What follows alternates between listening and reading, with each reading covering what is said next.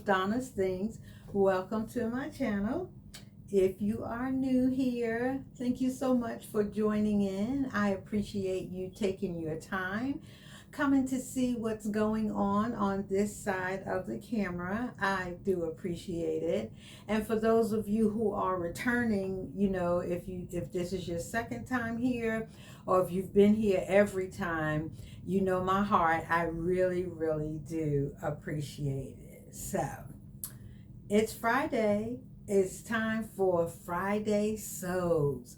This community of sewers, crafters, artists, whatever your gift, your skill may be, we have all found ways to record what we're doing, what we've done for the week, whatever it is you want to, share within this community. And it has really been a blessing. It's encouraging if you're new to get you, on that bandwagon to get started and really start just doing some things with your gift. It's great for knowledge because there are people that have been sewing and crafting for a long time, and of course they're sharing tricks and techniques that we're able to use. So it's actually really been good. I appreciate it, and I say thanks to Jen over at Today in Jen's Sewing Room for creating this community. It's been a blast to me. I don't really do a lot of social media, but this is one thing that I am definitely able to do. So, what have I been doing for the week? A couple of things. You guys know there's always going to be something on my mannequins. There's always going to be something hanging behind me or on my closet door because I sew all of the time. So this week I have been working on a pair of pants from this New Look 6216. I just showed an 8-piece ensemble where I used the pants and the t-shirt from here, but the pants fit so nice I decided to make another pair. But my venture is really this, Vogue 1781. Vogue 1781. I had been wanting to try this pattern, but I had not yet put my hands to it. So when I got some fabric and that I had delivered to me, I decided to try. And this Ankara is so nice. Here's the pockets. Love, see how them circles match up, guys? And this is gross grain ribbon going down. It's actually closed, but the gross grain ribbon, I've already put the buttons right here. Here's the back. It has a zipper, the back. The reason I haven't finished is because I was going to just use some black linen to put on the bottom because I thought the Ankara might have been a little bit too loud for me. But after I got that top part made, I'm like, I'm going to make the bottom. So I ordered some more fabric and I'm waiting for that to come. Those are the things I've been sewing on, but I'm out of breath, y'all. My main thing is this sewing machine right here in front of me. I was going through my sister's things because I knew she had a sewing machine from my mom's house. So I went through her things and it's this sewing machine. This is a Brother, I think it's a 3010, XL 3010, Brother XL 3010. Of course, it's quite old. I tried to Google and find out when the original manufacturing date for this. I couldn't get a clear answer. I finally did a chat with people from Brother, and the gentleman tells me he's not able to answer me. I would get an email response, which I did. The email response says that this machine was manufactured before 1997. That's all it told me, before 1997. In either case, this machine is quite old. Does that make it 26 years old? It's quite old. It's acting finicky. I tried to sew on it and it's just doing some things. And then after I played around with it, I'm not a repair person. I messed around on it. I did get it to sew. The reverse button doesn't always work too well. So I was trying to get the year and the history of it to see if it was worth me taking it to a shop, mainly to get this reverse button going. The stitch on it is very nice. I don't have a problem with that, but rather than get to the end and turn it around and stitch a little bit so that I have some back tacking, stitching going on there, I would, you know, I'll go ahead and get it fixed. But this is my mom's, and I thought this was one of her original machines, but this actually came from one of my sisters. My mom got it from her, and that was like 25 years ago. Got it from her, and then it's just been in my mom's possession. And of course, my mom passed 5 years ago, and the machine's just been sitting there. So I don't blame her for acting finicky, and I am going to try to do some sewing on it. So that's all I've been working on this week. Some things around the house, not related to sewing. And of course, I'm working on Project Dress a Girl. My last Friday sews, I showed 3 dresses that I had done. I haven't gotten a lot of progress, but I do have one here. Another one of the t-shirt style dresses that I have finished up. Actually, the pleats open up real nice, so hopefully some little girl, young girl, will like it. I was a little concerned about the t-shirt part being black, but actually it looks pretty nice.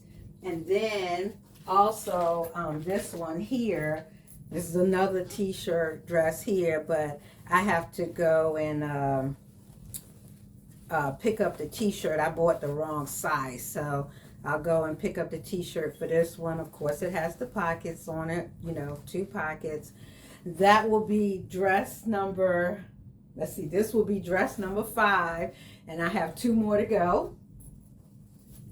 That's pretty much all I've been doing for the week. I've kind of slowed it down a little bit this week. Haven't been doing a whole lot. I'm working on a blouse and a faux leather skirt that I got going on over here, a scarf. You know, just little bits and pieces here and there. That's pretty much what I have been doing. I will finish up my pants today, and I don't know, maybe even finish up that I have on the back of my mannequin. So no challenges on any sewing. I am well into fall garments now, so I'm taking my time, you know, because it's not quite cool yet.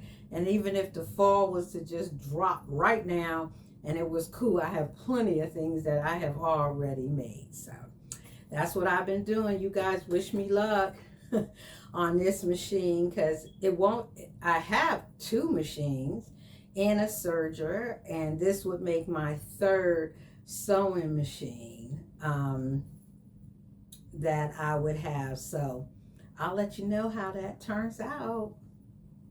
Now, just a little bit about life. So not very much has been going on around here, and so what I decided I would do for myself is each week I'm going to choose a word, and that word will bring a challenge to me in regards to behavior, lifestyle, whatever it might be. Something that just kind of keeps me on my P's and Q's. So my word for this week is humility. No doubt, some things will come up. You choose these words and something's going to come up to say, hey, if that's what it is, then prove it.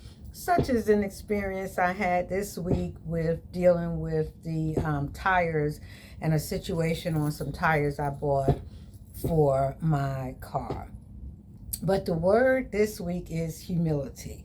And when I looked it up, it said a modest or low view of one's own importance. Now, as a leader, as a woman of God, as a pastor, humility has been my middle name. Sometimes it was my first name. You put the needs of others before you put your own. Now, that's not just as a leader, but I'm speaking as a leader right now. I have had to take a low view plenty of times in my comments to someone, in my treatment to somebody, dealing with different situations. But it's really not a bad thing. It's really good to get to the end of the day or the end of a situation or conversation and not have to look at yourself and feel bad about anything you've said or done that was very unbecoming of your character. So we all have to experience some type of humility, some type of humbleness, throughout our lives and stuff. But I'm going to wear it like a badge if I can. And when the challenge comes, if I fail the challenge, then I just have to go back and do it again. But that's my word, humility. Then I looked up humbleness, and it says the good quality of not being proud. The good quality of not being proud.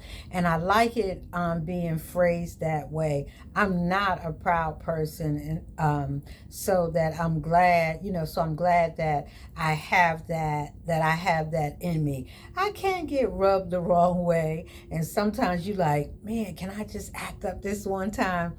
But you really, really do know better. And you humble yourself. You show some humility, because at the end of the day, I want to be able to look in the mirror and feel good about myself. I don't want to feel like I've been pulled out of my zone to have to deal with, the cares, the fleshly things, that can happen in this world. So that's my word. I've had a little bit of challenge with it this week, like I said, with dealing with this merchant, we'll say. I had to, but overall, it all turned out well. Things have a way of doing that, and so for that, I'm thankful. The other thing, this is not so much about life itself, but I will tell you, I need to do something about my closet. My closet is organized, but I have so many clothes now. You would think with all the clothes I give away, I'm always pulling stuff out of my closet, donating and everything, and I still have a lot of clothes. Right now, back here, I don't know how much of that you can see, but behind me on my ironing station is laundry. It's all washed and folded, but I need to do some rearranging so that everything can fit. Well, I don't want to do that. I don't like pushing and shoving. I want to open my closet. I want to be able to clearly see what I'm looking for, maybe move some things over a little bit, pull it off the hanger and keep it moving. And right now, I cannot do that.